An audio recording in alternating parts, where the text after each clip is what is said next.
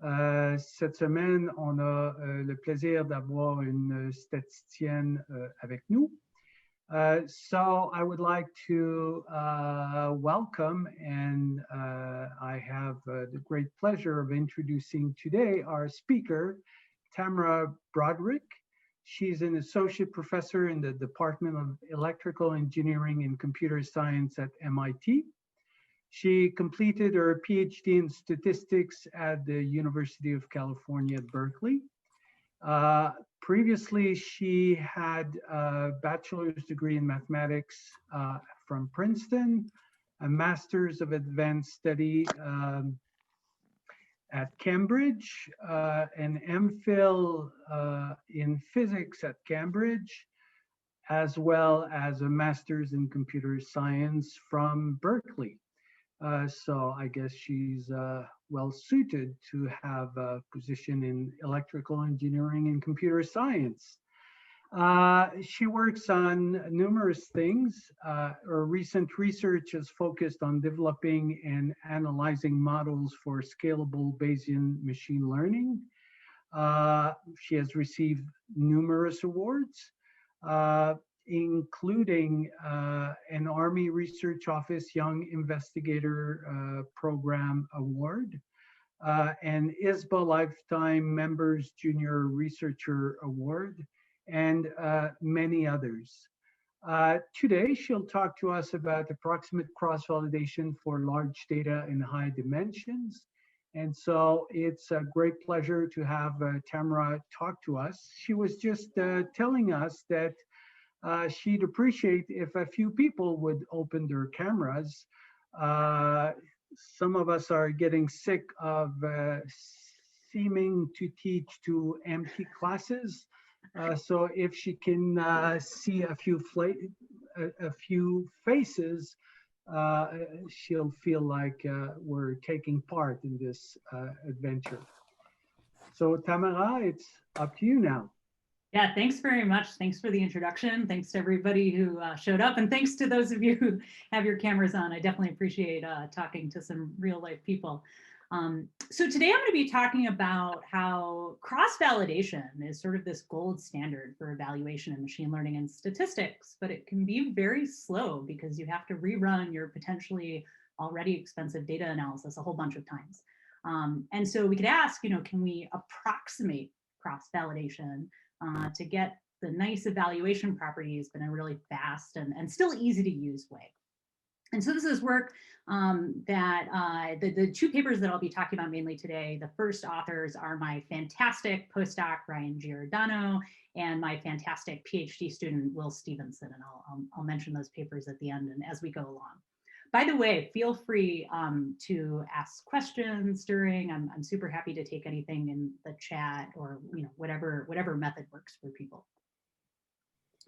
Okay, so let's get into this.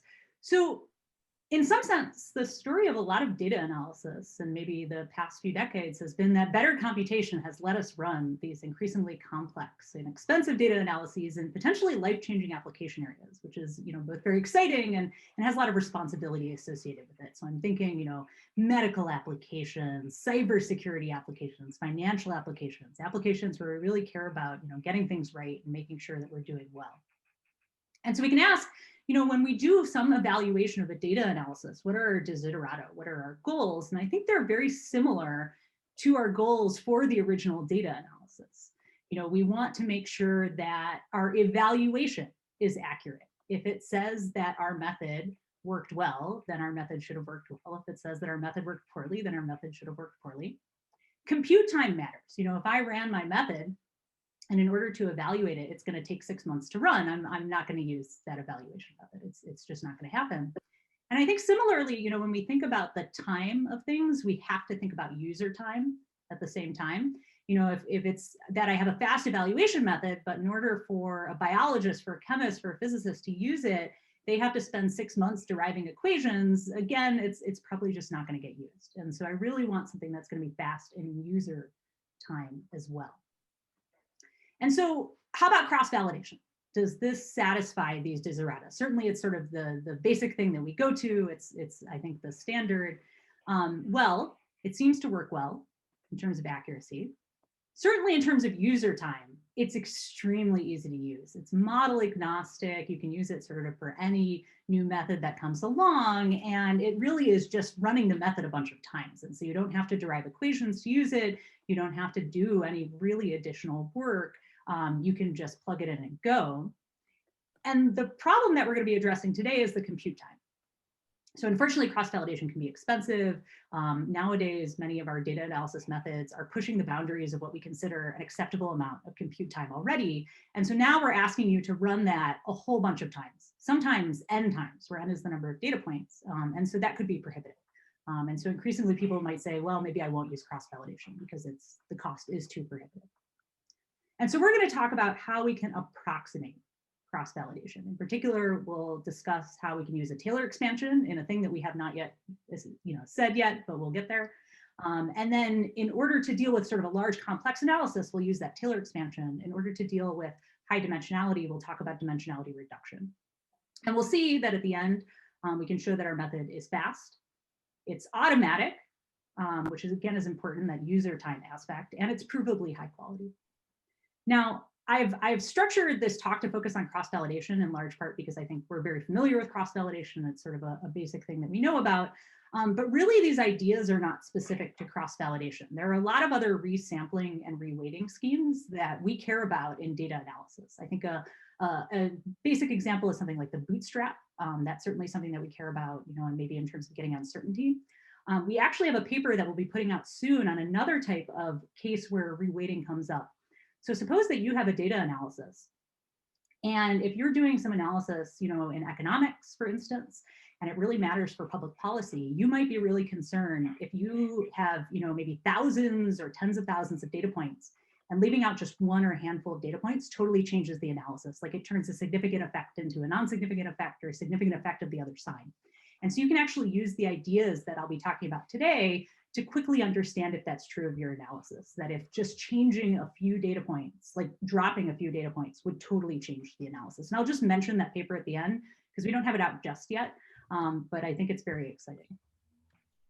Okay, so where we're going from here is first, we're just going to review cross-validation setup and establish some notation that we'll be using today. I'll talk about this first challenge. Suppose you have a very expensive data analysis. What can you do to approximate cross-validation to get something that only requires a single data analysis rather than many data analyses? And we'll see that we use a Taylor series approximation. I will explain this colorful name that we give to this approximation later. We call it a Swiss Army infinitesimal jackknife. Hopefully that will become more clear where that comes from. Second, we'll see that we have a challenge in high dimensions, both a computational as well as a statistical challenge. And so we'll have to overcome that. And we'll talk about using sparsity carefully in that. And actually, we have a paper that's about to appear in NeurIPS on using low rank structure as well. But today I'll talk a little bit about sparsity. Okay, so let's start with the cross-validation setup. And in fact, let's just start with talking about a setup of a generic data analysis. And so a lot of data analyses look like the following. Suppose that I have some unknowns that I'm interested in learning about. We'll call those our parameters and we'll collect them all in theta. And now I have a bunch of data and we'll say that it's indexed by little n. Little n goes from 1 to capital N. And for each of these data points, I might have a loss associated with the data. So let's call that f sub n. And so a thing that we might often do in a data analysis is we might collect all of the losses over all of the data and then minimize the loss. So we would get our estimator of theta by minimizing the loss. A completely equivalent thing to do is to minimize the average loss over all of the data points. And that's how we'll get our estimate theta hat of theta. Now, lots of things fit into this framework. If we're doing maximum likelihood, that fits into this framework. We just use these negative log losses or negative log likelihoods. Obviously, minimizing the loss is sort of tautologically, M estimation, a lot of our favorite analyses. And we can make this a little bit more general too, if we also include a penalty term. And so here we could have an arbitrary penalty, R of theta, and some lambda, some non-negative constant lambda that trades off the penalty and the loss. Okay, so this is a pretty generic data analysis. Hopefully everything up to this point is super familiar and just feels like review. And now we're going to start changing things just a little bit from what you might be used to. which is to say we're going to put in a weight in front of each of these data points. So we're basically going to say data point n gets weight wn. And if we do that, now theta hat is going to be a function of the w's. Okay, so why would we do this? Why would we introduce a weight for each data point? Well, we can recover our original problem. First of all, let's just check that like we still have our original problem in hand if we set all the weights to be 1. And so we'll just get back our original estimator theta hat. It's now theta hat of the all ones vector, which we can denote ones of n. And so we haven't lost our original problem, but we've gained some generality in setting things up this way. In particular, we can think of cross-validation as changing these weights. And so let's say, for instance, I were doing leave one out cross-validation. What I would do is I would start from the all ones vector, and then I would set the 1 corresponding to the first data point to be 0. And that's one fold of leave one out cross-validation. Now, for the second fold, I would say, let's take the second one, the 1 corresponding to the second data point, and set that to be 0. And then I would take the third data point and set that to be 0, and so on. And so I would have n of these different weight vectors, and I would be interested in calculating theta hat for each of them. That would be what I would do in leave one out cross-validation. If I were doing k-fold cross-validation, I would have k different weight vectors. And in each of them, I would take 1 over k of the weights, approximately, you know, I'd have to round, but I would take those to be 0.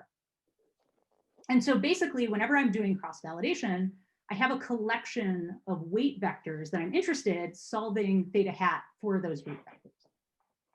And so this is just a way to express cross-validation by introducing these weights. And in fact, it's a way to express more general concepts than cross-validation. If I had random weights, I could talk about the bootstrap. You know, I can talk about general reweighting and resampling schemes by having these weights. Okay, so just again, we kind of see that using cross-validation is going to be very easy. All I do is I already have, you know, my code, my function that applies my method, my data analysis method. And now what I do is I just change the weight vector before I put in my data to that method. You know, I take some of the weights to 0 and leave some at 1, and then I put it into my function. And so that doesn't require anything extra. That's just sort of, you know, whatever function you already had, you can use again. And the problem, of course, is the compute time. That what I have to do is for every one of these weight vectors, I have to rerun this minimization, which typically could be expensive, and I have to get out a new theta hat for that different weight vector, and I just have to go through this procedure for every fold in cross-validation. And so if it's k-fold cross-validation, I have to run my analysis k times. If it's leave one out cross-validation, which turns out to have a lot of nice properties and might actually be preferable in a lot of cases, then it's n times the cost of my original data analysis. Remember, n is the number of data points. And so if my original data analysis were linear time in the amount of data, now I've got a quadratic time algorithm. And you know, that's just going to be way too expensive in a lot of cases. And if I had a quadratic time algorithm to start with, now I have cubic, and it's just, you know, it's too much. And so for this reason, a lot of people avoid leave one out cross-validation, not because they don't necessarily want to use it, but because it's so expensive. But even k-fold, people increasingly avoid because they have such expensive methods that it might be prohibitive. And so we want to ask, is there something that we can do to approximate this so we don't have to have this prohibitive expense? And so the main idea that we're going to see here is that we're going to say, hey, these W's, these W vectors for each fold of cross-validation by design are not so different from the all ones vector. Like purposefully, we have chosen them. The whole idea of cross-validation is to have a data set that kind of looks like your original data set, but it's a little bit different. In particular, you're just getting rid of a few data points. And so since by design, the W's aren't too different from the all one vector, we could ask ourselves, well, maybe we could do a Taylor expansion in the W's. We're just perturbing the W's a little bit. That's perturbing theta hat a little bit. Could we approximate that with a Taylor expansion? And so that's exactly the approximation that we're going to consider. So here we just have the same equation from before. This is expressing our data analysis and the reweightings that are happening in something like cross-validation. And now we're going to talk about, let's try a Taylor expansion around the all ones vector, the all ones vector again being our original data analysis. And let's start with the simplest possible Taylor expansion, and that's non-trivial, which is a first order Taylor expansion. And so this is just writing out the first order Taylor expansion. So we're going to call our first order Taylor expansion theta hat sub ij. I'll explain that why we're calling it ij in a second. And that is just our first order Taylor expansion. So we're saying, hey, let's first evaluate theta hat at the all ones vector. So again, that's the original data analysis. It's something you kind of have to do anyway. Like you have to do at least one data analysis. And so that's the one that you're doing. Now we're going to have a derivative of theta hat with respect to W that just comes from the Taylor expansion in W. We're going to have to ask, can we solve that derivative? But if we were just writing the Taylor expansion, this is what we would get. And then we have the difference between W and the all ones vector for the first order Taylor expansion. Okay, so the difference between W and the all ones vector, that's easy. I mean, we know W. The idea here is that we're interested in something like cross-validation. We know what the weight vectors are in cross-validation, so we just plug them in and we can get that.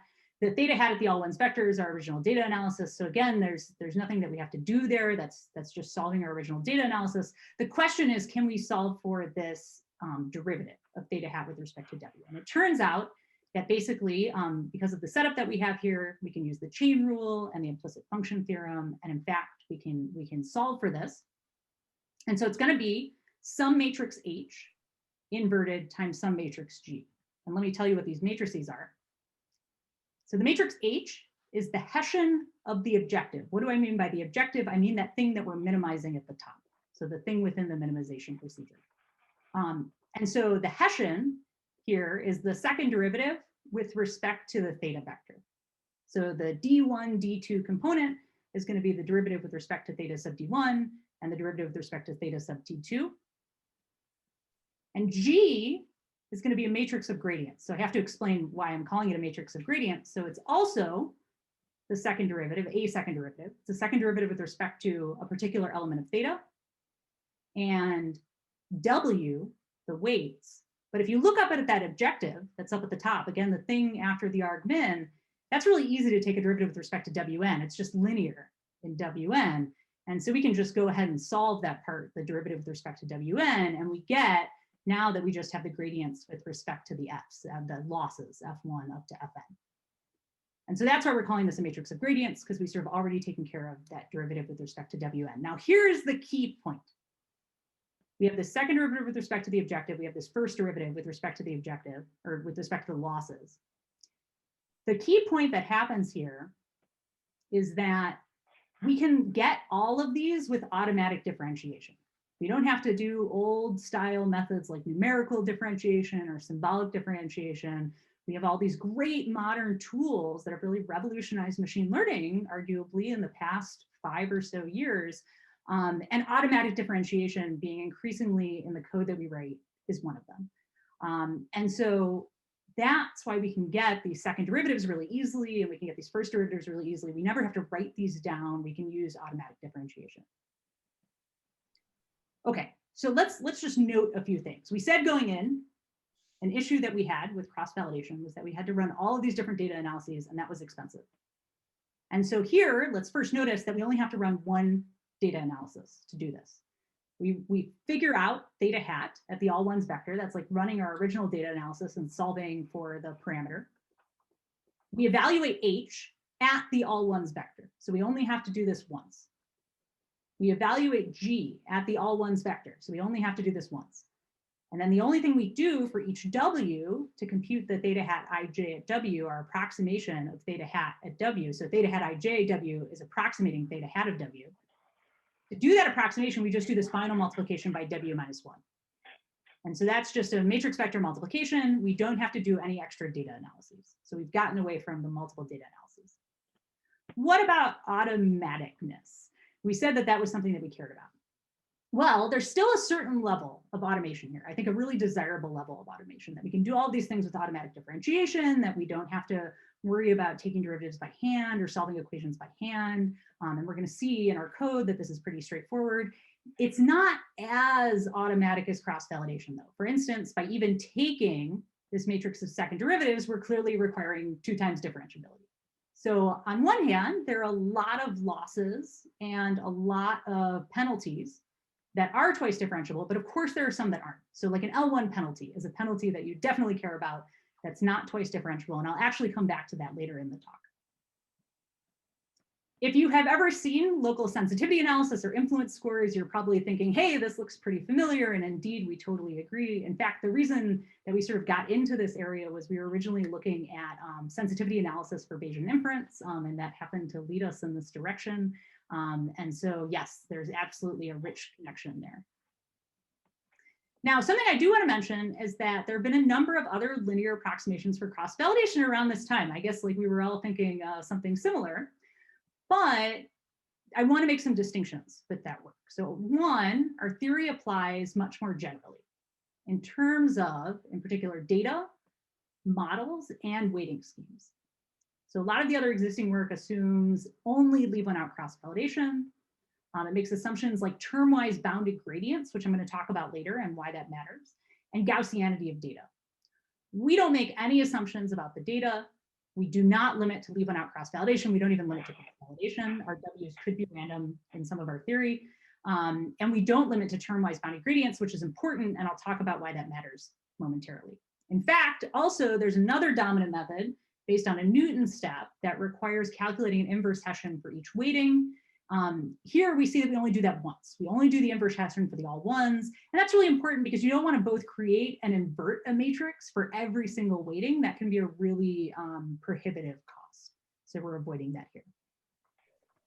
Okay, I think also a really natural question at this point is to look at this first order Taylor expansion and think, gosh, why not higher orders? Like, why stop at one?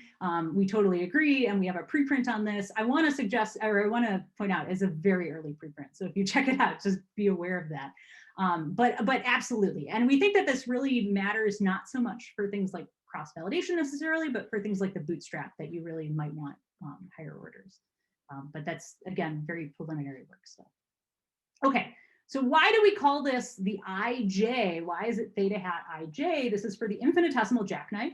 Like so many fantastic ideas that people are using today, the real germ of the idea is actually from the 70s and 80s in statistics.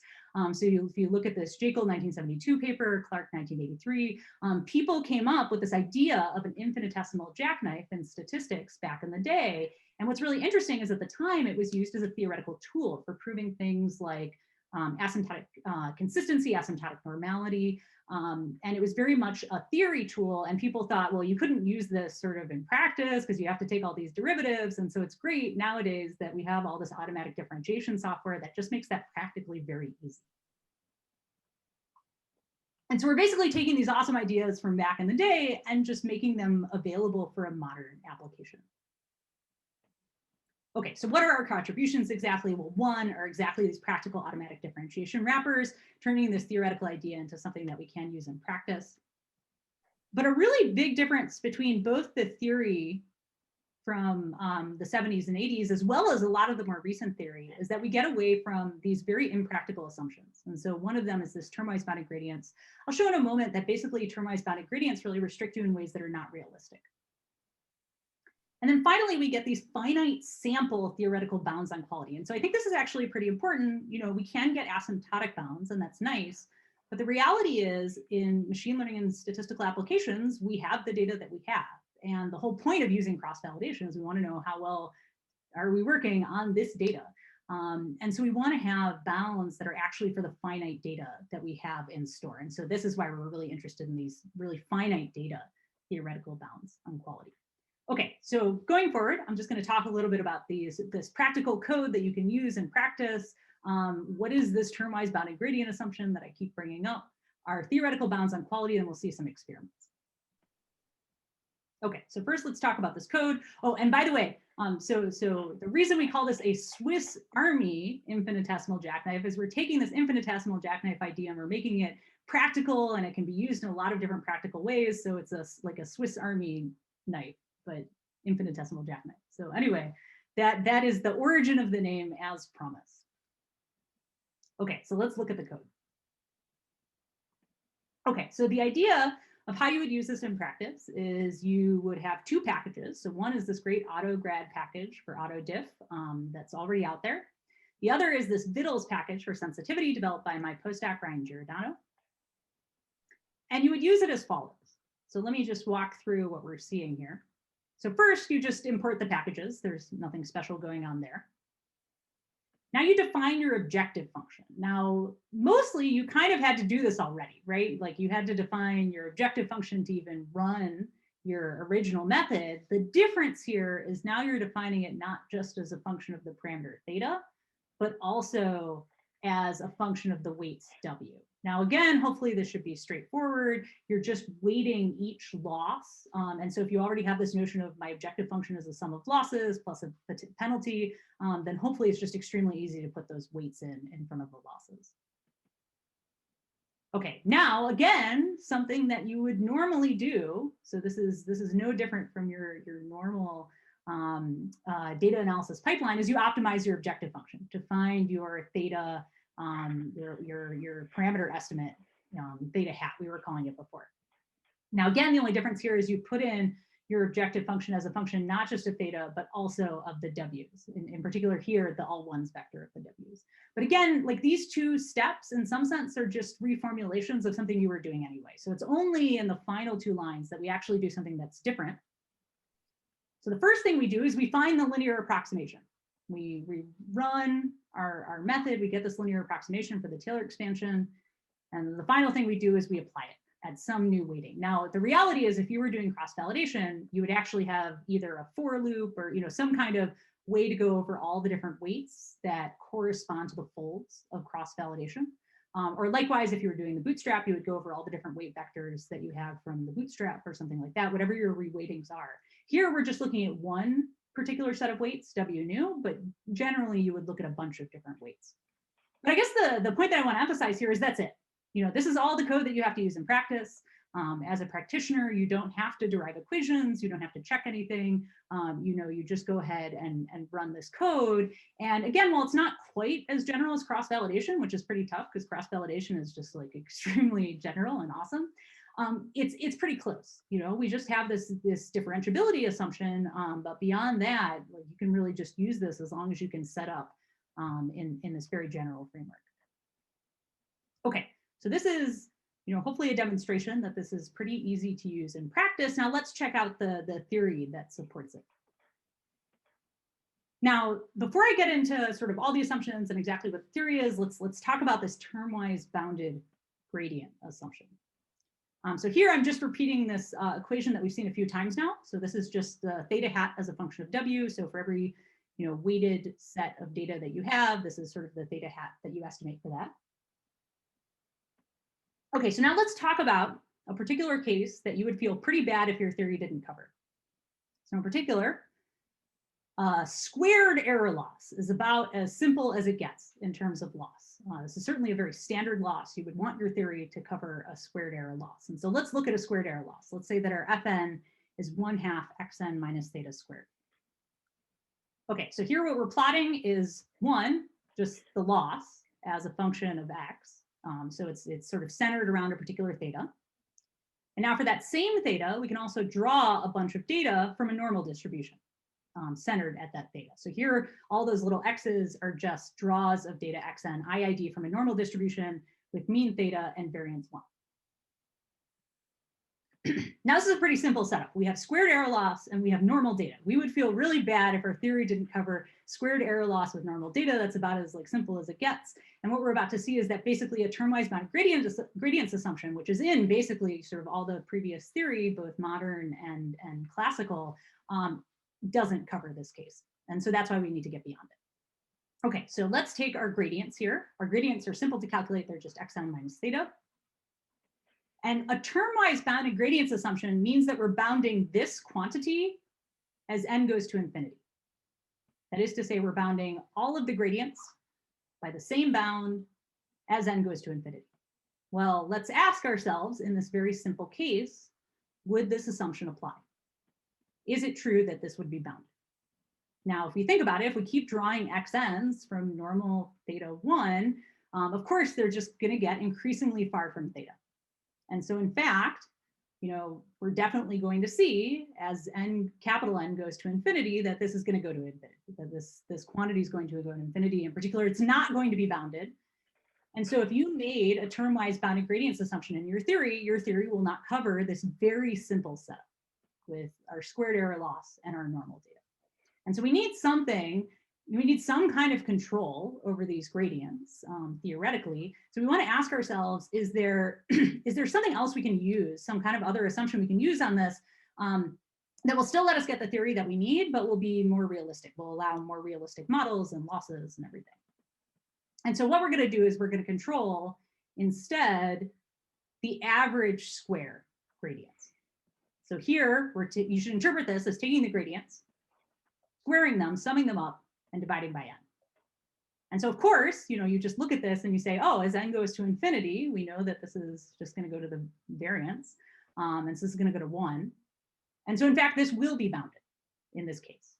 This isn't sort of a proof of anything. It's sort of a way to think intuitively about why this would be a more acceptable assumption than a termwise bounded gradients assumption. And so in fact, this is exactly the assumption that our theory makes. Rather than this classical termwise bounded gradients assumption, we assume that we have bounded sample variance of the gradients and Hessians. And so hopefully this is somewhat convincing that this is a less onerous assumption than termwise bounded gradients. Okay, we do have some other assumptions in our theory, so let me just talk through those briefly. We obviously assume differentiability. In particular, we just saw we assume twice differentiability. You can't get that Hessian, you can't get those gradients if you don't. We're going to want to say something about how close our approximations of theta hat ij are to theta hat. And so essentially what we're doing is we're making this very local change.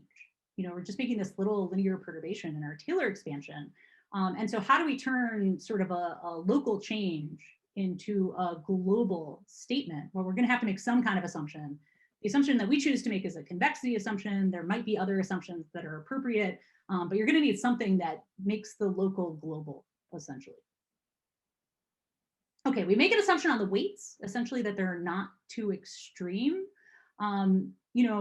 When you're doing something like cross-validation or the bootstrap, you're kind of just necessarily doing this. Again, the whole point of cross-validation is to create reweighting schemes that kind of look like the original data. The whole point of the bootstrap is to reweight your data in a way that it ends up kind of looking like the original data. And so you're kind of just going to get this for free. But you could imagine other weighting schemes where maybe you don't. And so we're going to try to deal with very, very general weighting schemes in the full generality of our theory. And so from that perspective, we want the weights to not be too extreme. We want them to kind of look like the all ones vector. We don't want them to all be like n times 1. That would be nothing like the original data set. And then you kind of expect, in a natural Taylor expansion, assumption, you kind of have to have the weights be near the thing you're expanding around to be able to get any kind of theory. Now, there's another way that the weights can fail. You can imagine something very adversarial where you just say, oh, instead of putting 1 on all of my data points, I still have a total of n weights, but I just stick them all on one data point. Maybe I could even choose that data point adversarially. And so we're going to need something that kind of makes sure that that doesn't happen. So we end up having a little bit of more complex condition, something we call a set complexity condition. And one of its implications is that you don't have this sort of adversarial weighting. Now, something I'll just note about this condition without going into too many details is that if you're doing cross-validation, this condition is just satisfied. You don't even have to worry about it. Same thing with the weights not too extreme. It's just satisfied. These only come up when you're doing something more general, and then you have to worry about them. Okay, so we have these assumptions. We have our termwise bounded gradients assumption. And now let's talk about what do we get for our assumptions. Okay, so in particular, let's start by talking about leave k out CV, and then we'll talk about the more general case. So the nature of our theory is going to be the following. We're going to make a bound on the maximum error across all of the folds of cross-validation. So this capital W super K is the collection of weight vectors that correspond to leave k out cross-validation. So every possible weight vector where you basically take k of the ones and set them to 0. And so we're going to say across all of those different folds, what is the worst error between theta hat ij, our approximation, and theta hat w, the exact case. And so this is pretty strong. We're not talking about like, oh, at the end of cross-validation, you averaged everything together and you got like this approximation of test set error. Like we're talking about every single fold individually, which is I think pretty cool that you can get this. And so what do we get for our bound? Well, if in fact your gradients are termwise bounded, that we can get an n squared rate. And so that's what we're seeing here. We have some constant, which we can get from all of our assumptions in our data, times this gradient, this infinity norm and the gradient divided by n squared. But again, we don't assume that you have to have these termwise bounded gradients. And so if you don't, no worries, you still get this C2 times n to the -1. Now, this is actually not our only theorem. It's actually a corollary of a more general theorem. And so the more general theorem is a little bit more inscrutable just because it's sort of so general. And we haven't gone through all of the assumptions, but I'll just briefly mention it, that under our assumptions, we can still get this bound on the maximum error between our approximation and our theta hat W across all of the folds, again, of whatever we're doing. Here, it doesn't have to be cross-validation. It could be bootstrap, it could be something else. And we get these explicit constants from our assumptions. So these are these, we can get this nice asymptotic sort of n to the -1 or n to the -2. But here we actually get these finite sample bounds as well. So it's not purely asymptotic. And I think that's the real benefit here. Okay, so we've talked about the theory, we talked about the ease of use. Let's actually see some of this in practice. So for our experiments, let's first start with some simulated data, because the joy of simulated data is you can make as much of it as you want. And so let's just go crazy and make a lot. And so what we're seeing here is on the horizontal axis, it's like an index into the simulated data set that we have made. So we made 50 different simulated data sets. Here, they're all for logistic regression. On the vertical axis, you can think of every one of these methods: cross-validation, approximations to cross-validation, in some senses estimating test set error. Like usually what you'll do is you'll take your theta hat approximation out, you'll use that to predict on the remaining held out data points, and then you'll sort of average over all the folds and you get an estimate of test set error. And so we can ask ourselves, how is everything doing on estimating test set error? So this would be one way to evaluate. Okay, so first idea is, why do we have to do any of this at all? Why don't we just use training error?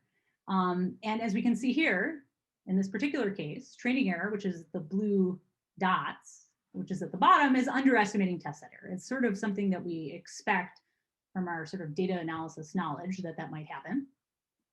Exact cross-validation in red seems to be getting test set error pretty closely, and approximate cross-validation green is crucially getting really close to exact cross-validation, because that's, interestingly, the nature of our theory and our approach here is that we're saying, how close can we get to exact cross-validation? Now, if you really care about test set error, it's interesting because you might look at that more directly, but it's funny because we actually don't understand that much about exact cross-validation. There's been some really cool work recently from people like Morgane Ostern and Peter Orbans, and really understanding, the quality of exact cross-validation. But here we're sort of being agnostic to that. We're saying the goal is exact cross-validation, for better or worse. How close can we get to that?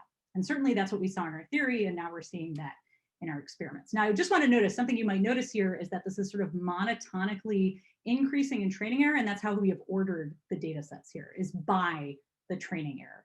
And so that's why you see that monotonic increase, just because of the ordering. But these were just some totally random data sets. Okay, now we looked at logistic regression. Let's try Poisson regression. So we're doing the same thing. We're ordering monotonically by training error. Training error, again, is massively underestimating test set error. I think pretty fascinatingly, and an important point that we should all probably take home here, is that cross-validation is pretty bad at estimating test set error in some cases here. And this is not too complicated of a model. And so, if you look at the edges of this, cross-validation is not actually super close to test set error. But for better or worse, our method is very close to cross-validation, to exact cross-validation. But again, probably something that we should all think about more is exact cross-validation. Okay, now something we wanted to do was not just be close to exact cross-validation, but we also wanted to be fast. So let's talk about speed. Now, in some sense, we're a little bit limited here because we're comparing to exact cross-validation to understand if our method is approximating exact cross-validation. So I'll talk at the very end about, just talking about getting beyond exact cross-validation. What can we do when cross-validation is really just too computationally prohibitive? For the moment, let's just focus on cases where we could even run exact cross-validation. So, sort of by necessity, there'll be even like a smaller difference here.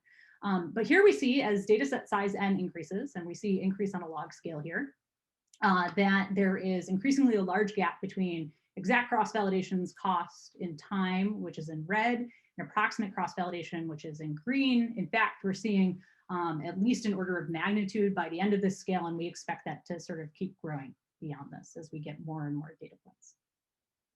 Okay, so it seems like we are getting a real benefit from doing this, that we're getting this timing benefit. Now let's look at some real data. So here we were looking at simulated data. Let's look at some real data. So here we're looking at a mice gene expression time series, N is 1,000 after influenza infection. So I think what's really cool about this, first of all, is just that this is a very complex sort of two-stage analysis. So first, scientists, and this is a real analysis that scientists have done, they regress these gene expression levels on a B-spline basis. Then, secondly, they cluster the transformed fits. And so even though this seems like a complex analysis, it still totally fits into the framework where our method applies. And I think that's where it's just driving home that this isn't just something you can use for GLMs or simple models, that really you can use this for complex data analyses.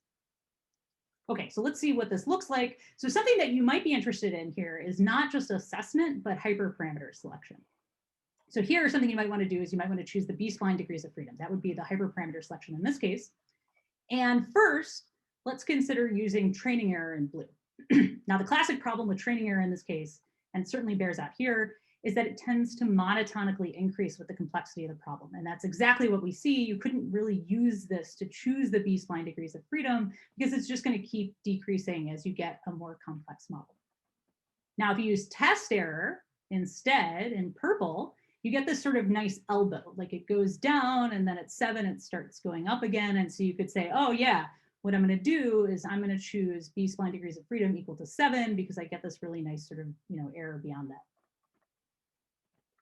Okay, so instead, the classic thing to do is to use cross-validation. Again, sort of fascinatingly, it's pretty far off from test set error here, and maybe we should all think about that more.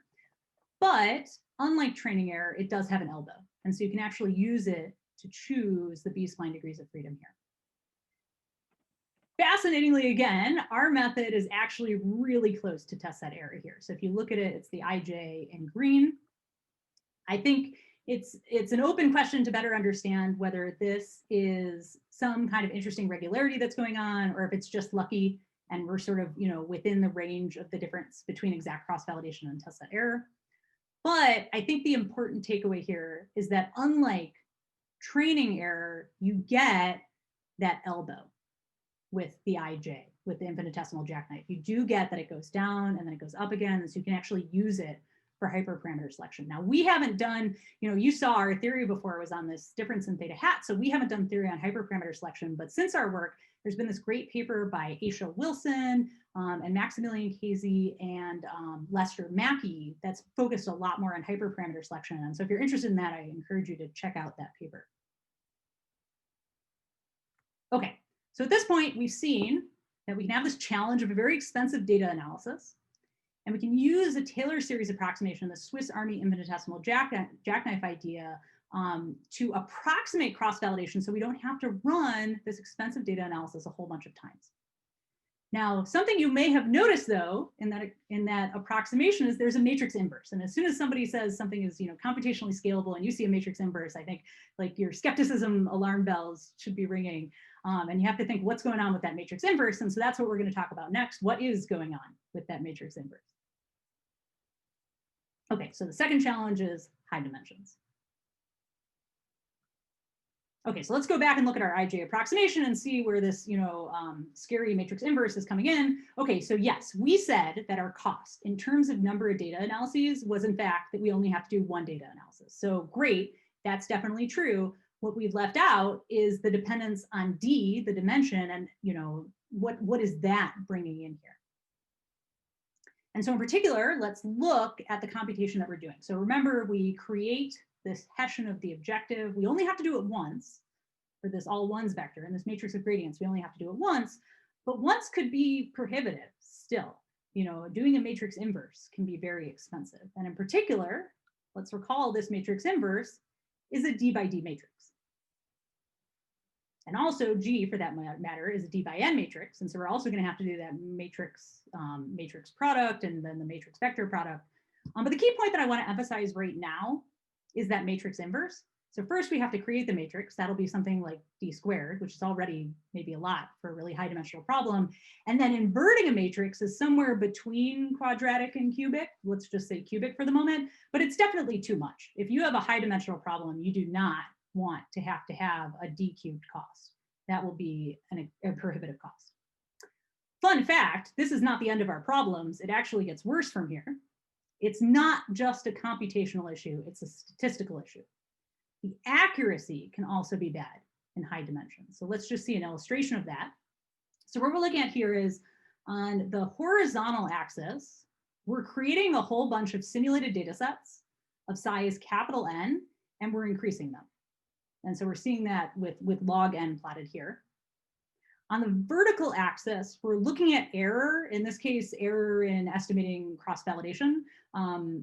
When you use cross-validation as an estimate of test set error, we're looking at our approximation relative to that. But basically error in our approximation relative to cross-validation. And you can see that as expected, as we expect from the theory that we saw that this is sort of going down. In fact, it's going down at about a -2, sort of like an n to the -2 rate we're seeing. So that is in good accordance with everything that we just talked about.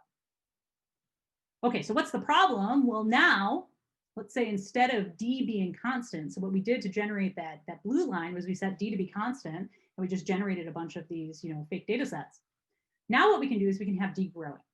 In fact, we can grow it as n/10, so linearly with n, and we see that the error is increasing now with n, which is much less desirable. We, of course, want it to be decreasing with n, and so this seems like an issue.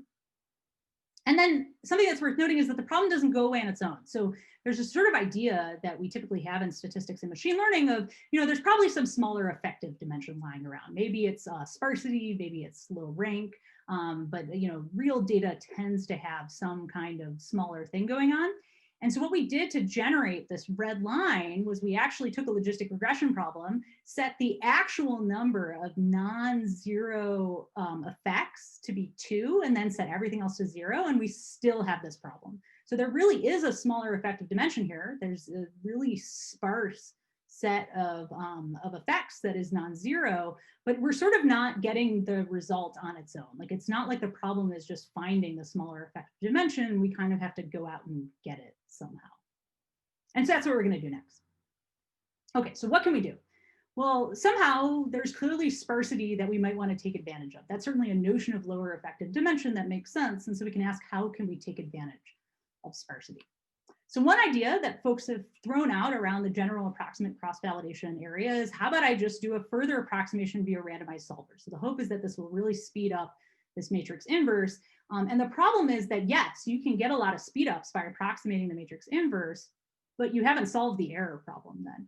You've only made things faster, but like much worse in terms of error. And if the error is really prohibitive, then that's not really solving the problem. Another idea is, gosh, we have methods to deal with sparsity, like L1 regularization. Let's use L1 regularization. Let's use the Swiss Army infinitesimal jackknife with an L1 regularizer.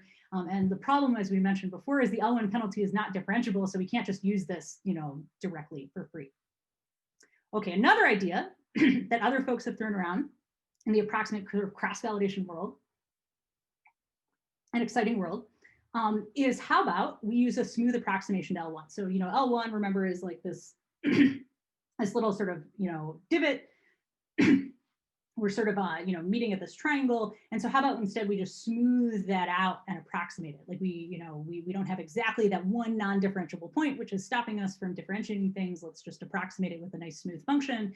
And the real issue here is that that point is doing all of the work in the L1 penalty. Like that point is really the crux of everything. And so as soon as you get rid of that point, you get rid of sparsity.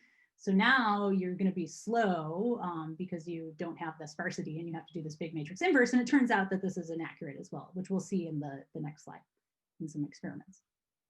Okay, so it turns out what you can do is you can run L1 regularization first. You can do your original analysis first with the L1 regularization. You get a resulting small support, and then you run the IJ just on that small support.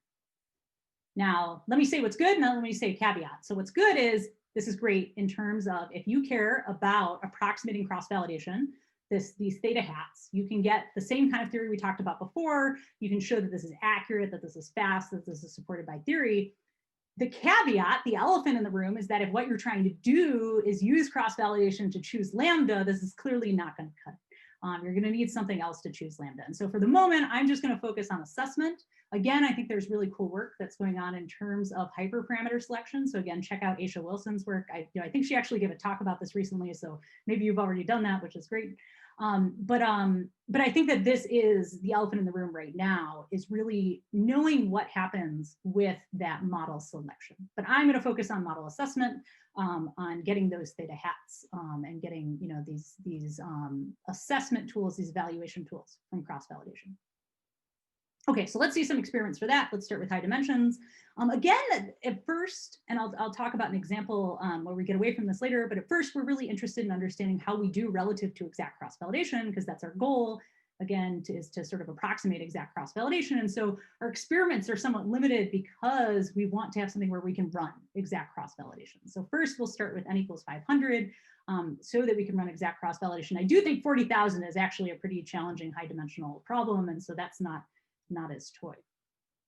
Okay, so what we're seeing here is, again, on the horizontal axis, we're generating a whole bunch of fake data sets. So 25 different fake simulated data sets here. On the vertical axis, again, we have percent error between our approximation or whichever approximation of the three that we're showing here and exact cross-validation. Now, what are the three approximations that we're looking at? First, in purple at the bottom, we have this smoothed approximation to the L1 penalty. So once you smooth it out, you can just apply, Swiss Army infinitesimal jackknife, any of these approximate cross-validation methods, and see what you get. And what we're seeing here is that if we do that, we get really bad error. Like the error is around like 60 to 80%. And so that's pretty bad. We don't want that level of error. So we're going to have to think, what else could we do? I think another really natural idea is, you might think to yourself, do I need all of these folds of cross-validation? Can't I just subsample some of them? Like are they all strictly necessary? Like if I was doing leave one out cross-validation, maybe I don't take n folds, maybe I just take some subsample of them. So I'll say how we chose the number of subsampled folds in a moment, but let's say we look at this, that's in black. And so in black, you see that by doing that subsampling, that we get between sort of like -20 or 20% error. And so that's still pretty high error. Now, if we look at our proposed method, this idea of just running first the L1 penalty, the analysis with the L1 penalty, and then running the IJ on the sparse subset that we get from that penalty, that's the blue line. You can't even, there is variation within it, but on the scale of the error of these other methods, you can't see that variation. It turns out to be between about 0.04 and 0.06%. So it's, just very much less than these other methods. Okay, but again, a big point was to do this quickly. So let's look at time, running time. So here in running time, first of all, we see in purple at the very top, this smoothed approximation. And because you're not getting the sparsity, it actually just ends up being more expensive than exact cross-validation here. Now, if n were higher, it would actually still be a savings. But because this is such a small n and such a large d, it just happens to end up being more expensive because of that matrix inverse. So here, exact cross-validation, the timing is in red. And then the way that we chose the amount of subsampling that we would do in the subsampling approximation is that we tried to make it as close as possible in time to the method that we're suggesting here. And so that's why you see that black line is just above the blue line. We give it a little bit more time. But the blue line is the method we're suggesting, and then the black line is that subsampling method.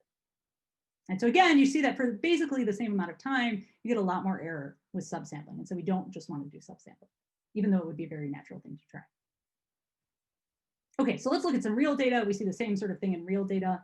So here we have breast cancer data from the Cancer Genome Atlas, RCV1 data, which is sort of text data, and Gisette data, which is like a vision data set.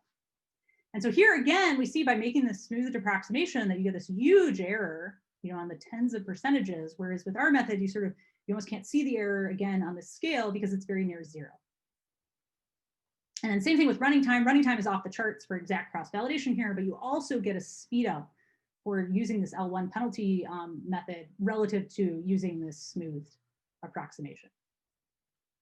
Now, something I mentioned is, well, what about cases where we can't even run exact cross-validation? So we tried a larger RCV1 data set. We estimated, because we didn't run full cross-validation because it would take forever, but based on a few folds, we estimated it would take about 2 weeks or more. And we could totally run this method, and it just takes 3 minutes.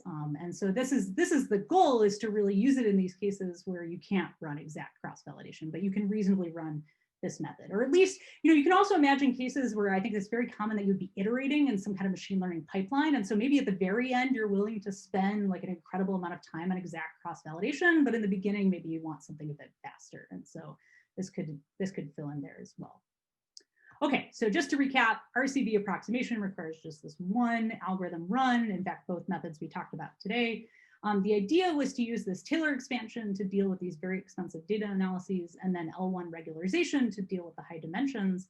And we saw theory and experiments that supported the idea that this was fast, automatic, and high quality.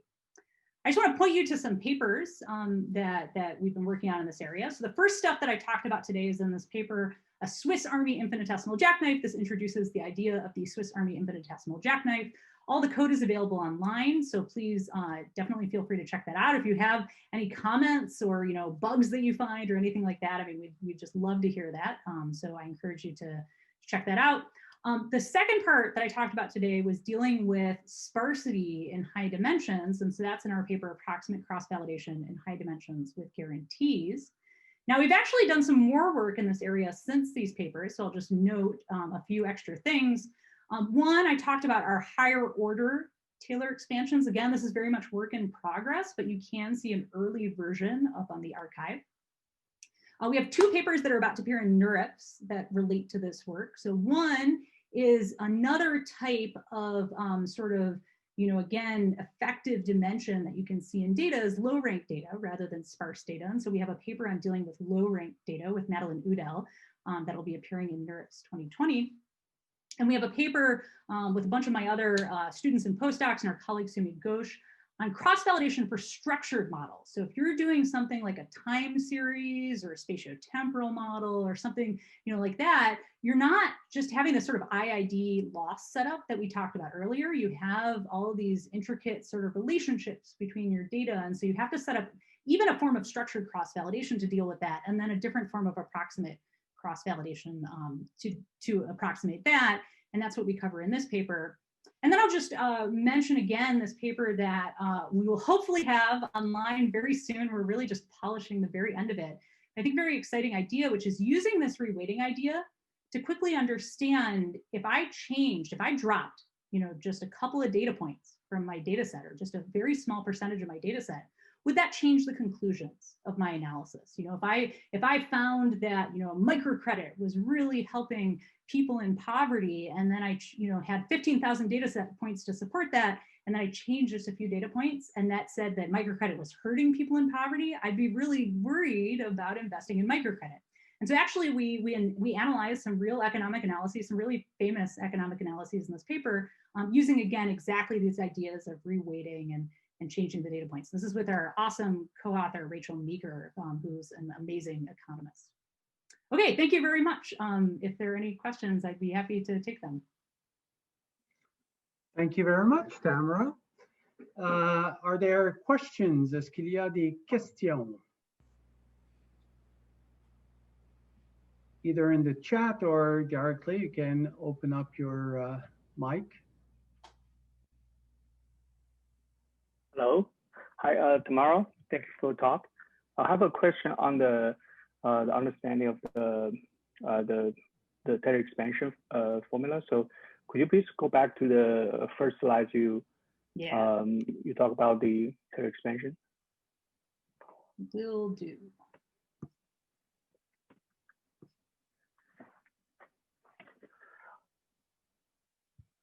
Yeah, so am I understanding this correctly? So the first part of the Taylor expansion, so that's the training error?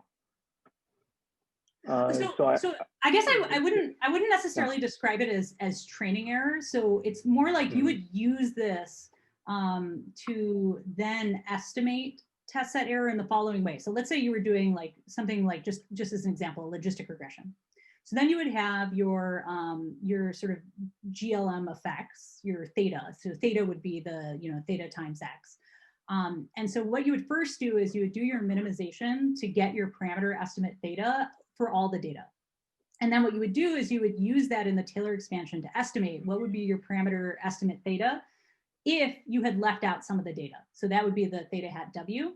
Now, finally, if you were doing a typical cross-validation, which is, I think, what you're suggesting is where I would use this to estimate test set error, for instance, is I would take my theta hat of W, which would be on, something like, if I'm doing k-fold cross-validation, let's say 9/10 of the data for 10-fold cross-validation, and I would use the other remaining part of the data, and I would say, okay, now if I have this particular parameter, what is my predicted error on that part of the data? So I use that parameter to do my predictions, to see my estimate of test set error, and then I average over all the different folds. And so it's like this theta is, it is a step along the way to getting your traditional estimate of test set error. But two, I think what's nice about this formulation is that it's more general. You can use it to get your estimate of test set error, but you can also use it for things like sensitivity analysis. You can use it for things like understanding like what's the spread in the theta hats, like you might do, for instance, in Bootstrap, you might want to understand how do your parameter estimates spread over the different weightings. Okay. So therefore, for the second part, is this somehow related to the degree of freedom in the parametric models? That's an interesting question. I don't know if I have a good answer for that off the top of my head. It's possible that there is some relation that I'm just not immediately thinking of. But yeah, yeah, there is some thinking. I see that there. Thank you. Yeah. Great, thanks for the question. I see that there's a question in the chat. Is it possible to get some variance like in standard cross-validation? So if I'm interpreting this question right, so if you were doing something like standard cross-validation, one thing that you could do is you could say you actually have this notion of a test set error in each of the folds. And so you can average that to get your sort of total estimate of test set error. But what you could also do is you could take something like a variance of it. And so certainly that's something that you can do here. You actually have, from doing this, all of the theta hat estimates for every fold. That's for every W. You can use that to get these like sort of proto test set error estimates for every fold. And so everything that you would do with exact cross-validation in that sense, you're going to get from this as well. I hope that answers that question. So there's a question here at the end. Have you considered an extension to dependent data, such as time series? Yes, absolutely. And so thank you for this question. I just want to point you to our this very recent paper. Oops. This very recent paper, so it's this one with the co-first authors are Sumya Ghosh and my student Will Stevenson, Approximate Cross-Validation for Structured Models. And so here we consider many types of dependent data. It doesn't have to just be time series. It could be spatiotemporal models. It could be other types of dependent data. We look at sort of very general Markov random fields and so on. And basically what we do is exactly this. So in time series or in spatiotemporal models, you want to leave out part of the data, but there are all of these dependencies. And I think as you're observing, that original loss formulation that we talked about earlier in the talk assumes basically independent data. If you look at it, it's like the sum over the losses. And so that's if you think of each of those as being a negative log likelihood, it's like we're assuming that everything's independent. And so in this paper, we look at first structured cross-validation, so leaving out some part of the data within a dependent structure. And then we look at approximating that with a very similar sort of idea to what we've done here. Now I want to note, I did mention that we had a time series model in this talk. That was that mice gene expression data, but there we didn't really use the time serieusness of it. We sort of said we have a bunch of time series and we left off a time series at a time. And so we could still treat that as independent data and we didn't have to have like the ability to leave out part of a time series. And so it's that leaving out part of a time series or the end of a time series or something like that is in this approximate cross-validation for structured models paper. There's another question in the chat. As you've mentioned the bootstrap, can you think of a way to adapt this method to estimate, say, the variance in the prediction of a model when the true values are not known? So I guess I want to suggest, let me again make sure I'm understanding the question correctly. I mean, I do want to suggest that if you were using exact cross-validation, you would be comparing sort of this test set error to like the exact values. But what we're actually doing is we're estimating, or we're sort of approximating the theta hat W's. And so anything that you could do if you had the actual theta W's for each fold, you can do with this approximation, and at least in theory, and assuming that the theory that we have carries forward, you'll get something good with it. And so from the perspective of you have these theta hat W's now, or you have these like a parameter approximations at each fold, if you could use that to say, well, what are my predictions going to be? And you don't have to then compare them with ground truth in the left out data. You could do something else with them. And so certainly something that you could do, for instance, is you could say, okay, I've made these predictions. How much do they vary across the folds? And that's something you could do just with the theta hats without having the ground truth. And so again, if I interpret the question correctly, we should be able to do that within this framework. Are there other questions? So when you were applying this to logistic regression, what exactly was your function that you were optimizing? So in that case, it's just the usual sort of logistic regression GLM likelihood. And so you're just optimizing that in the parameters theta, which would be like theta dot product, the X vector. And so the thetas are just like the effects in the logistic regression. Okay. Any other question? If not, I invite you to thank Tamara once again for a very stimulating talk. And I look forward to meeting you the next time that we meet for a statistics colloquium.